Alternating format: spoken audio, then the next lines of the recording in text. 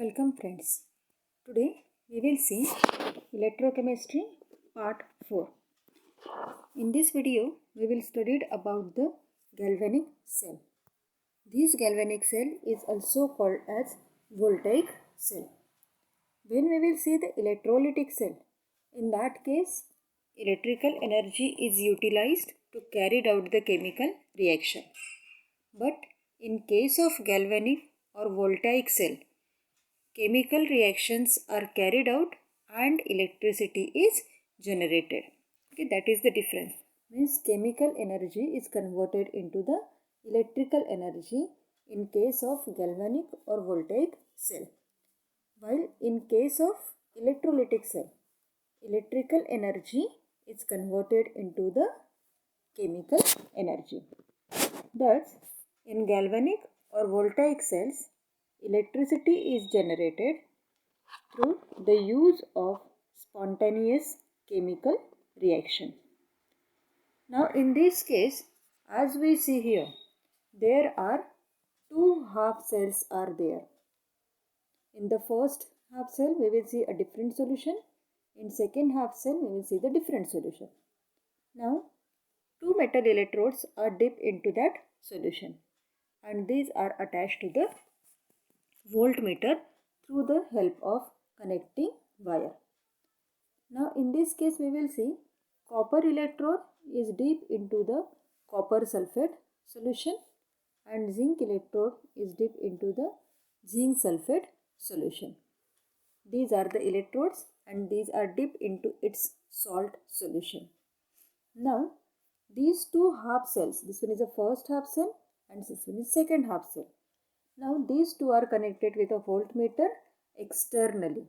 Okay, this is the external connection and externally they are connected through the voltmeter and internally they are connected with a salt bridge. That is the construction of the galvanic cell. Now we will see what is meant by this salt bridge. How we will construct it, what are the functions of salt bridge, all that things we will see in this salt bridge. Now in galvanic cell, the two solutions are connected by a salt bridge. As we see in the earlier diagram, the two half cells, दोनों जो half cell थे copper sulphate वाली और zinc sulphate वाली, वो दोनों salt bridge से यहाँ पर अटैच थी. मीन्स क्या करता है ये salt bridge? It will connect the two half cells. Now अब ये सॉल्ट ब्रिज बनाते कैसे हैं? Then it is a simple U tube. ठीक है, यू शेप की ट्यूब होती है ग्लास की बनी हुई और उसमें सैचुरेटेड KCl सोल्यूशन जो होता है वो एंड 5% अगार सोल्यूशन, ऐसे दोनों यहाँ पर मिक्स किए होते हैं. ये दोनों सोल्यूशन हॉट कंडीशन में मिक्स करते हैं, दोनों को मिक्स करके उसको फिल अप कर देते हैं. और हमने इसे हॉट कंडीशन में क्यों दिया हुआ है? क्योंकि जो फिलिंग हमें करना है यूट्यूब में वो प्रॉपरली यहाँ पर होना चाहिए, इसलिए एयर गैप वहाँ पर नहीं रहनी चाहिए, कुछ पोर्शन वहाँ पर ब्लैंक नहीं रहना चाहिए. इसलिए हम लोग उसको हॉट कंडीशन में लिक्विड फॉर्म में पूरा पोर कर देंगे.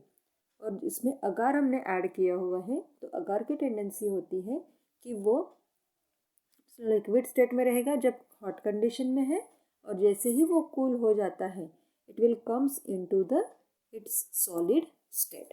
ठीक है, तो जैसे हम लोग इसको कूल करेंगे that time that solution in the U tube gets solidified और वैसे इस तरीके से पैक हो जाएगा कि अगर हम लोग उसको इन्वर्टेड करते हैं, उसको अगर हम उल्टा भी कर देते हैं तो भी उसमें जो सोल्यूशन है या सेमी सॉलिड फॉर्म में है वो नीचे यहाँ पर नहीं आएगा.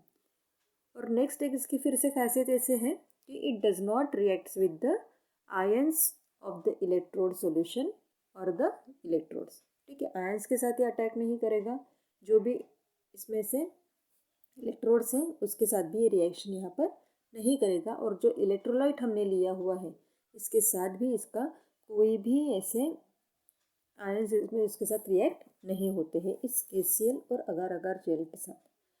उसके लिए हम लोग इसके डायरेक्टली जितने ट्रांसफ़र हो सकते हैं आयंस, उतने आयंस उसमें से ट्रांसफ़र होते जाएंगे.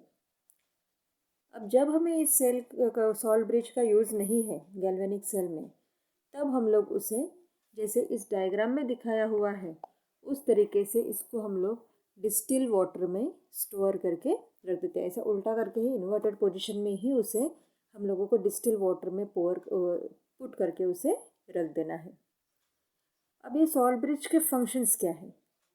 It provide an electrical contact between the solutions and thereby completes the electrical circuit. ठीक है, ये क्या करता है, यहाँ पर दोनों जो हमारे इलेक्ट्रिकल कॉन्टैक्ट्स है उनके बीच में ये कनेक्शन बनाकर रखता है, और जो इलेक्ट्रिकल सर्किट कंप्लीट होना चाहिए उसके लिए भी ये हमें हेल्पफुल होता है।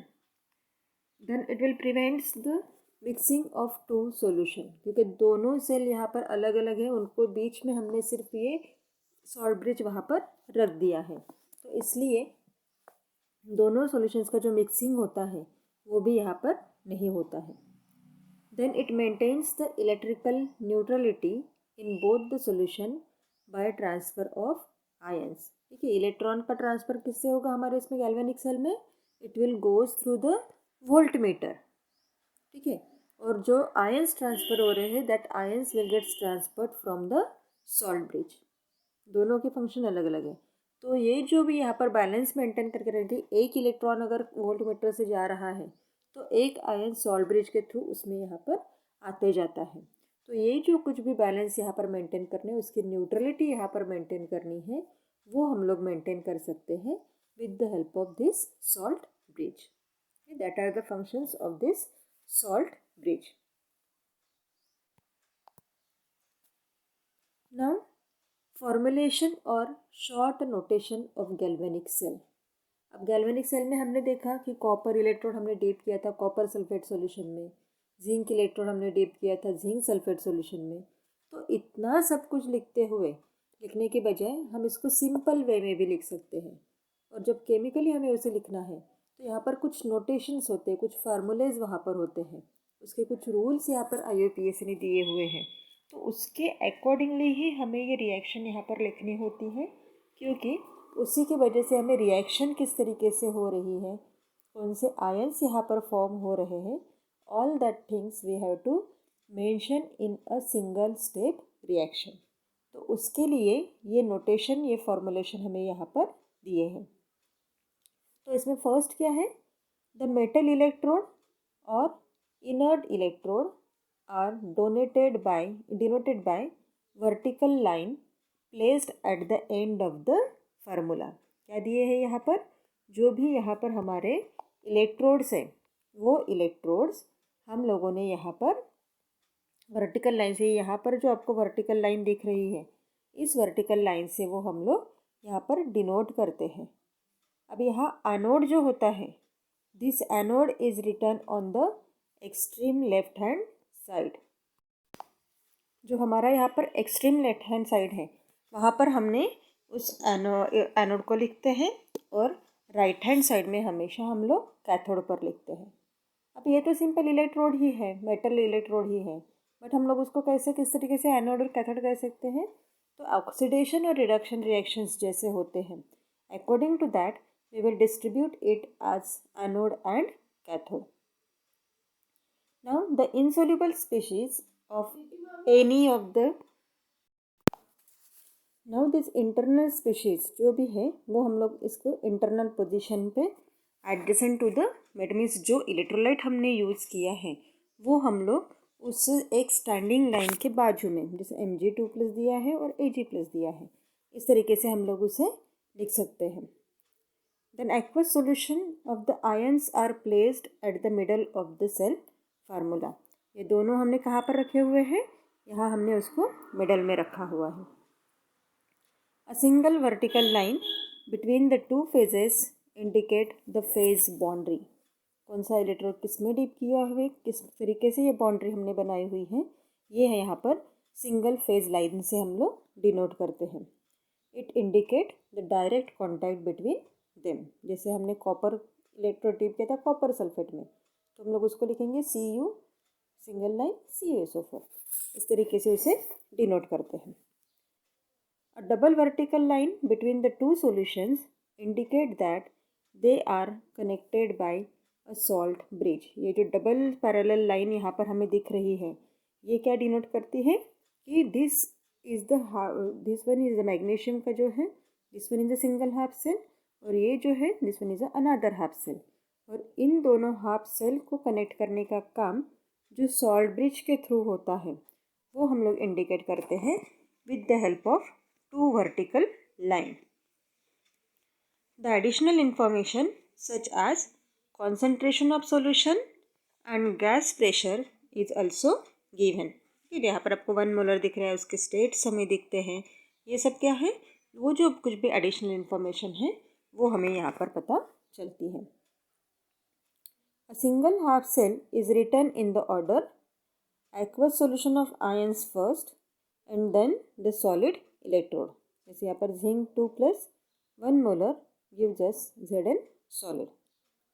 यहाँ पर हमने एग्जाम्पल लिया हुआ है मैग्नीशियम जो एक्ट कर रहा है एज अ एनोड। तो एनोड को हमने बराबर लेफ्ट हैंड साइड में रखा है, जो कैथोड है उसको राइट हैंड साइड में silver cathode.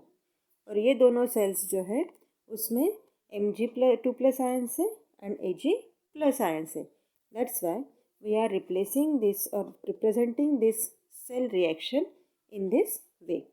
Magnesium solid single vertical line, Mg2+, its concentration 1 molar, then use of salt bridge double line, then second half cell Ag+ 1 molar single vertical line और silver electrode. इस तरीके से हम लोग इसे denote कर सकते हैं। And this is a standard formulation. कोई भी अगर आपको सेल रिएक्शन लिखना है तो उस कंडीशन में आप सेल रिएक्शन इस तरीके से लिख सकते हो। Then writing of cell reaction, जैसा हमने वहाँ पर देखा उसके अकॉर्डिंगली हमें यहाँ पर उसके रिएक्शंस कैसे होते हैं ये यहाँ पर देखना है। तो यहाँ हमने देखा था कि राइट हैंड साइड में हमारा कैथोड होता है और लेफ्ट हैंड साइड में एनोड होता है। तो ऑक्सीडेशन हाफ सेल रिएक्शंस जो होती हैं that occurs at the anode. ठीक है, ऑक्सीडेशन जो है वो कहाँ पर हो रहा है हमारा, that will occurs at the anode and reduction half reactions at the cathode. कि जो रिडक्शन रिएक्शन है वो कहाँ पर हो रही है, कैथोड पर हो रही है। Therefore it follows that in galvanic cell oxidation half reaction takes place on the left hand side of the electrode and reduction half reaction on the right hand side of the electrode। ठीक है, ये ध्यान में आ गया कि oxidation हमारा हो रहा है एनोड पर। एनोड कौन से साइड में है, लेफ्ट हैंड साइड में है, इसलिए जो ऑक्सीडेशन हाफ सेल रिएक्शन है वो लेफ्ट हैंड साइड में रहेगी और कैथोड कहाँ पर है, राइट साइड में। तो रिडक्शन रिएक्शन कहाँ पर हो रही है, राइट हैंड साइड में यहाँ पर हो रही है। Then following steps are followed to write the cell reaction। जो ऑक्सीडेशन हाफ रिएक्शन होती है वो हमें लेफ्ट हैंड साइड में यहाँ पर लिखनी है and reduction half cell reactions जो होती है that we have to write on the right hand side. Two half cell reactions are added to get overall cell reaction. For cancellation electrons it is necessary multiply one or both the half reactions by a suitable numerical factor। अगर 2 electron एक reaction में है, दूसरे इसमें single electron है, तो उस condition में हमें उसको मल्टीप्लाई करके वो एक्चुअली कैंसिल होने चाहिए नेट सेल रिएक्शन में। इस तरीके से हमें उसे मल्टीप्लाई करना है और उसे हमें एडजस्ट करना है। No electrons should appear in the overall reaction. And individual half reactions may be written with one or more electrons। For example, half reaction for H2 gas कैसे लिखेंगे हम लोग यहाँ पर, 2H plus 2 electron will give just H2 gas। या फिर आप इसे ऐसे भी लिख सकते हो, H plus aqueous plus electron will give just half H2। यहाँ पर कोई मैटर नहीं करता कि किस तरीके से आप इस रिएक्शन को लिख रहे हैं, बट इलेक्ट्रॉन जब हमें एडजस्ट करने हैं, उसको हमें कैंसिल करना है, तो उसी कंडीशन में हमें उसे मल्टीप्लाई भी यहाँ पर करना है। In writing the overall cell reaction the electrons must be balanced. Then here one example is again there, nickel ये रिएक्शन हमने यहाँ पर कंसिडर किया हुआ है। सेल रिएक्शन है निकल सॉलिड फॉर्म में, it is dip into its nickel ions. और सेकेंड हाफ सेल जो है हमारी, उसमें एल्यूमिनियम आयंस हमने दिए हैं और it will dip into the aluminium ions solution. Now अब इसमें जो ऑक्सीडेशन हो रहा है एनोड पर, तो एनोड कौन है यहाँ पर? Nickel electrode. तो एनोड ऑक्सीडेशन मीन्स क्या होता है? It will donate the electron और टेंडेंसी टू डोनेट और लिबरेट इलेक्ट्रॉन्स। तो निकेल यहाँ पर ऑक्सीडेशन में जा रहा है तो it will forms a nickel ions plus 2 electrons. And जो एल्यूमिनियम है, that aluminium will undergoes reduction, that means it has a tendency to accept the electron. तो यहाँ पर जो एल्यूमिनियम आयंस है, these ions will accept 3 electrons and it will forms a aluminium solid. अब ये दोनों हमारी हाफ हाफ सेल हो गए, एक ऑक्सीडेशन हाफ सेल है, दूसरी रिडक्शन हाफ सेल है। तो उस कंडीशन को हमें जब नेट रिएक्शन देखनी है तो हमें क्या करना पड़ेगा? दोनों रिएक्शंस को ऐड करना पड़ेगा। और यहाँ पर हमने कंडीशन क्या देखी थी कि हमारा जो इलेक्ट्रॉन नंबर है वो यहाँ पर सेम होना चाहिए। तो ये 2 इलेक्ट्रॉन हैं, यहाँ पर 3 इलेक्ट्रॉन हैं। तो अब हम लोग क्या करेंगे? जो फर्स्ट वाली ऑक्सीडेशन हाफ सेल है उसको हम लोग 3 से मल्टीप्लाई करेंगे। That's why our reaction will becomes Ni3 gives us 3Ni2 plus 6 electrons. और जो रिडक्शन हाफ सेल है वहाँ पर ऑलरेडी 3 इलेक्ट्रॉन है, तो हमें उसको बैलेंस करने के लिए 6 इलेक्ट्रॉन्स करके लेकर आना है। That's why we will multiply this reaction by the 2. It will becomes 2Al3 plus 1 molar plus 6 electron will gives us twice Al solid. And when we will added this, left hand side में add करेंगे, ये electrons हमारे cancel हो जाएंगे इसमें, तो it will becomes Ni plus twice Al3 plus, उससे हमें मिलेगा thrice Nickel2 plus 2 aluminium. Okay, this one is our overall cell reaction.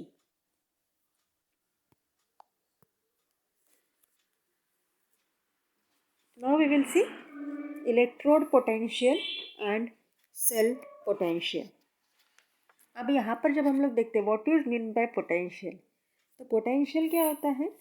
जैसे हमने देखा कि 2 इलेक्ट्रोड्स यहाँ पर हमारे इसमें थे, एक था ऑक्सीडेशन वाला कैथोड और एनोड। अब जब कभी भी इन दोनों इस पर कुछ जो इलेक्ट्रिक करंट प्रोड्यूस हो रहा है उसमें कुछ अगर वेरिएशंस आते हैं, at that time they because of this variation because of this potential difference, यहाँ पर इलेक्ट्रिक करंट फ्लो होना स्टार्ट होता है। तो उसी को हम लोग बोलते हैं इलेक्ट्रोड पोटेंशियल। तो potential difference established due to electrode half reaction occurring at the electrode surface is the electrode potential. अब ये जो पोटेंशियल होता है, this is associated with each of the half cell, वो ऑक्सीडेशन में है या फिर रिडक्शन में भी यहाँ पर हो सकता है। The potential associated with oxidation reaction is oxidation potential, while that associated with the reduction gives the reduction potential. जो ऑक्सीडेशन सेल पर होगा डेवलप वो ऑक्सीडेशन पोटेंशियल होगा, जो रिडक्शन इलेक्ट्रोड पर होगा, रिडक्शन से रिएक्शन में होगा, वो हमारा रिडक्शन पोटेंशियल होगा। और जो ओवरऑल सेल पोटेंशियल होता है जिसको हम लोग इलेक्ट्रोमोटिव फोर्स भी कहते हैं, तो उसमें दोनों का कंट्रीब्यूशन होता है। इसलिए हमने यहाँ पर दिया क्या है, E cell is equal to E oxidation at anode plus E reduction at cathode. दोनों को हमने यहाँ पर ऐड किया है। E oxidation means oxidation potential of anode, E reduction means reduction potential of cathode. और जब यहाँ पर गैल्वेनिक सेल ऑपरेट करती है तो इलेक्ट्रॉन जनरेट होते हैं एनोड पर, ठीक है, क्योंकि ऑक्सीडेशन में हमने देखा था it has a tendency to lose electron, तो इलेक्ट्रॉन यहाँ पर एनोड पर जनरेट हो गए। और ये इलेक्ट्रॉन एक्सटर्नल सर्किट के थ्रू मीन्स जहाँ पर हमने वोल्ट मीटर अटैच किया हुआ है उस वोल्ट मीटर के थ्रू यहाँ पर ये it will goes towards the cathode. और जहाँ पर क्या हो रहा है, करंट अगर यहाँ पर फ्लो हो रहा है, इलेक्ट्रॉन्स अगर यहाँ पर फ्लो हो रहे हैं, तो उस कंडीशन में जितना भी वोल्ट मीटर का डिफ्लेक्शन हमें दिखेगा, from that we can determine how much quantity of current is passes through the volt metre.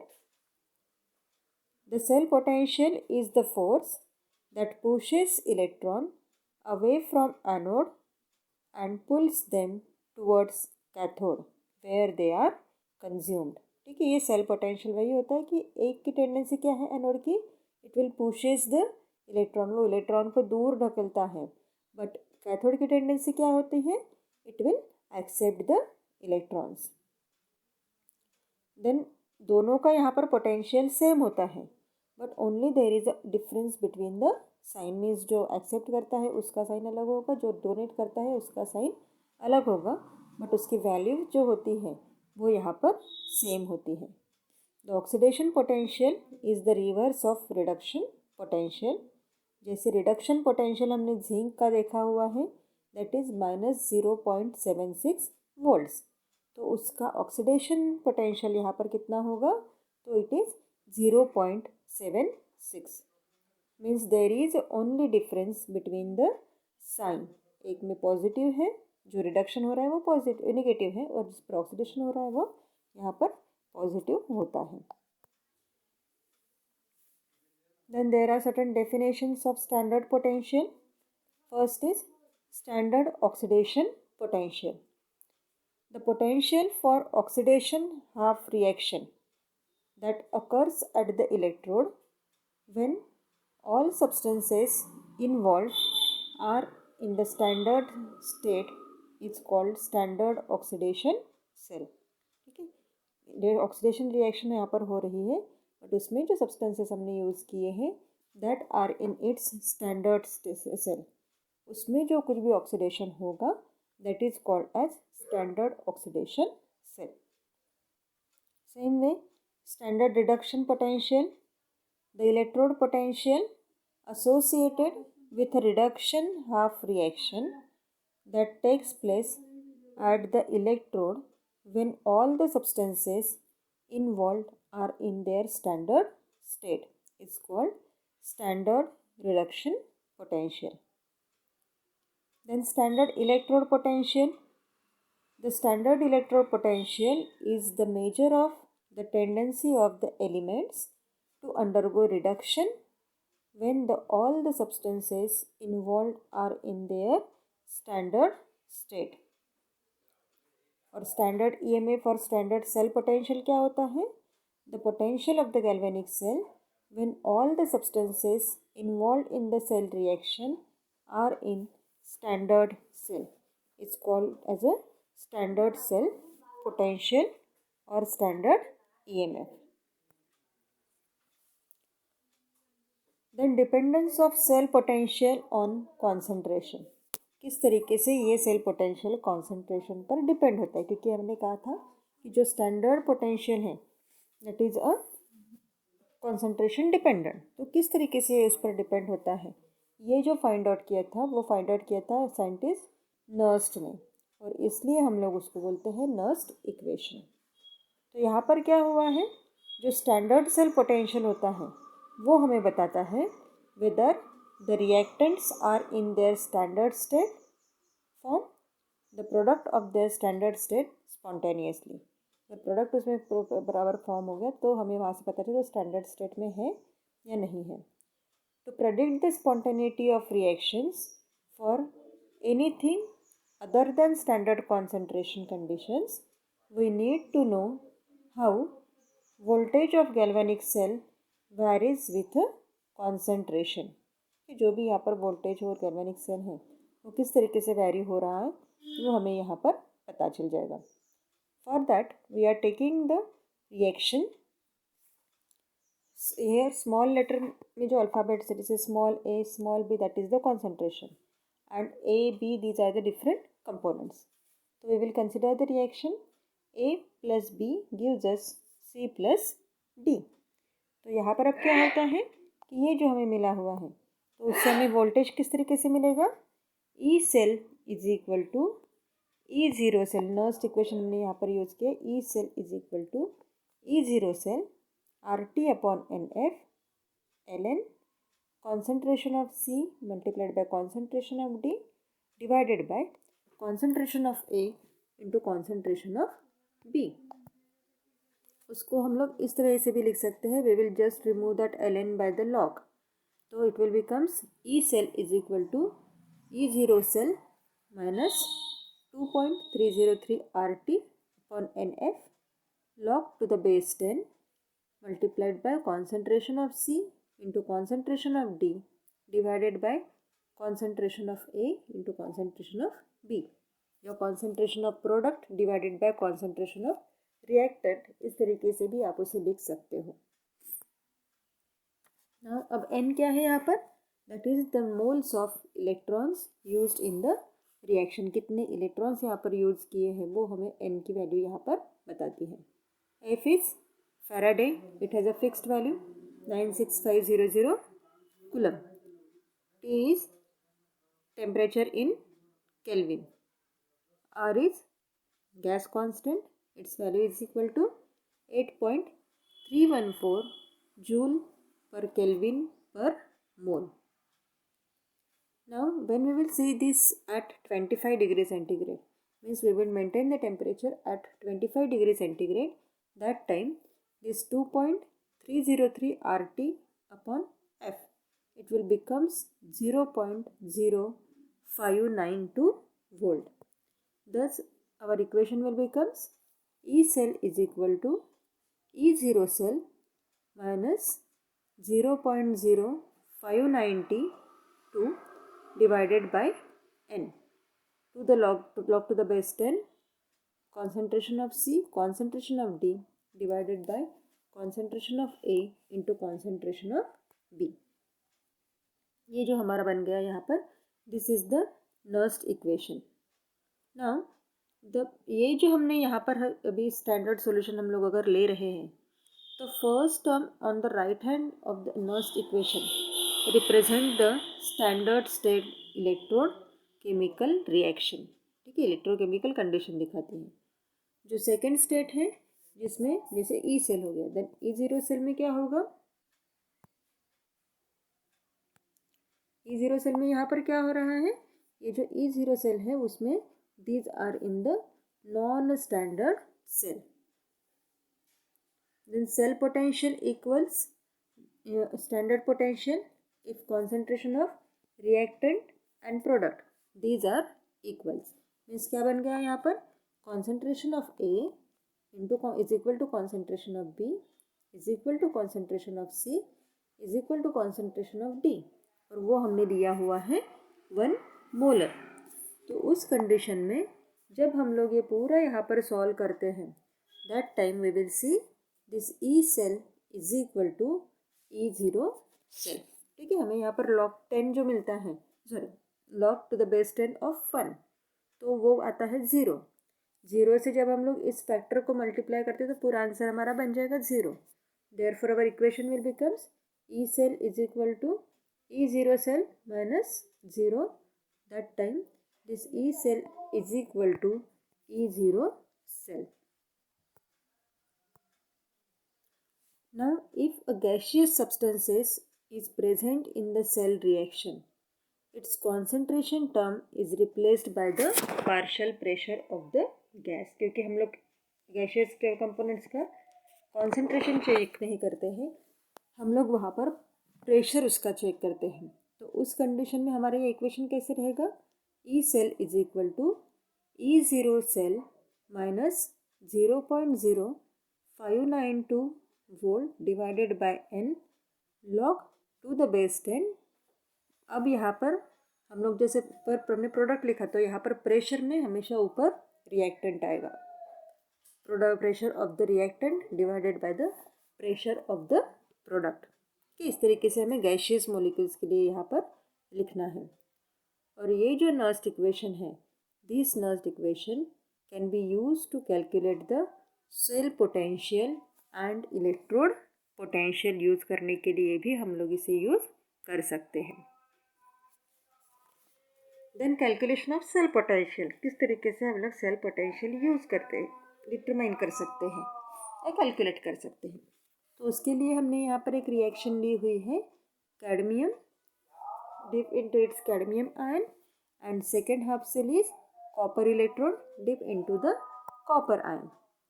Now अब ये जो इसका सेल रिएक्शन किस तरीके से होगा, जो कैडमियम है दैट विल अंडरगोज ऑक्सीडेशन, तो कैडमियम क्या बन गया फिर Cd2 plus 2 electron, copper reduction में जाएगा, copper 2 plus 2 electron will gives us copper solid with reaction. दोनों को अगर हम लोग मिलाते हैं यहाँ पर, in that case these electrons are getting cancel, electron इस तरीके से कैंसिल हो जाएंगे, और फिर जब हम लोग इसे ऐड करते हैं that time this net cell reaction become Cd plus Cu2 plus aqueous will gives us Cd2 plus aqueous plus Cu solid.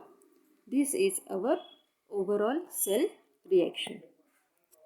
Now for this reaction there is a transfer of 2 electrons, therefore our n is equal to 2, और इससे हमें जो potential मिलता है वो उसकी value कैसे लिखेंगे हम लोग, E cell is equal to E0 cell minus 0.0592 volt divided by 2 log to the base 10 concentration of Cd2 plus ions divided by concentration of Cu2 plus ions। इस तरीके से हमारा ये यहाँ पर नर्स्ट इक्वेशन बनेगा। Then concentration of solid and pure liquid are always taken as a unity, ठीक है, हमें यहाँ पर हमेशा वो 1 लेना होता है, और न्यूमेरिकल सॉल्व करते वक्त आपको ये जो फैक्टर है ये यहाँ पर ध्यान में रखना होता है। Then second one is calculation of electrode potential. अब इलेक्ट्रोड पोटेंशियल में यहाँ पर क्या हो रहा है, उसके लिए हमने रिएक्शन कंसिडर की है, सिर्फ इलेक्ट्रोड हमने यहाँ पर लिया है, तो Zn2 plus aqueous means zinc ions में जिंक इलेक्ट्रोड हमने डीप किया है। ये रिएक्शन कौन सा है हमारा, this is our reduction reaction.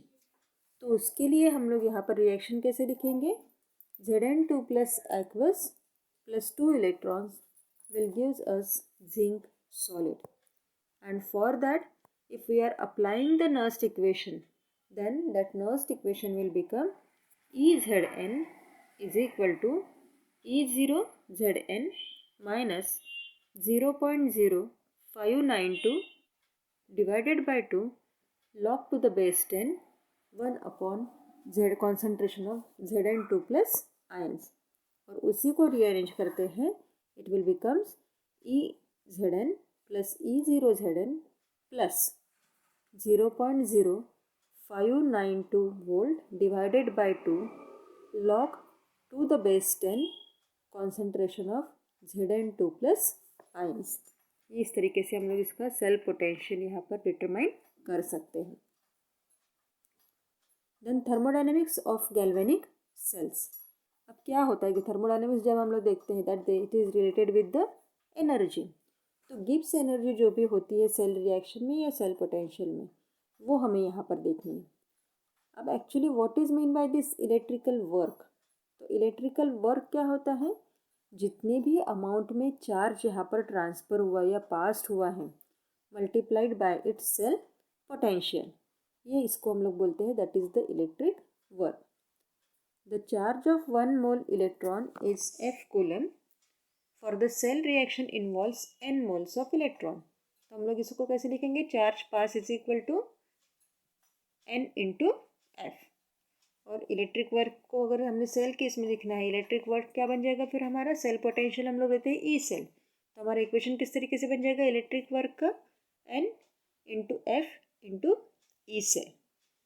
अब जो साइंटिस्ट था W गिब्स, उसने 1878 में electric work done galvanic cell is equal to the decrease in Gibbs energy. उसने क्या कहा था, जो भी इलेक्ट्रिक वर्क हो रहा है तो उसके लिए यहाँ पर इलेक्ट्रिक वर्क जो होता है गैल्वेनिक सेल में जो भी गिब्स एनर्जी होती है उतनी ही एनर्जी यहाँ पर डिक्रीज होती है, तो इसलिए उन्होंने यहाँ पर माइनस डेल्टा जी ये यहाँ पर रिएक्शन में मेंशन किया है।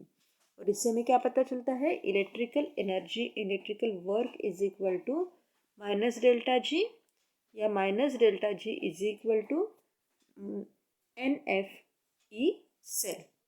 उसी को आप रीअरेंज करोगे तो delta G is equal to minus n F E cell.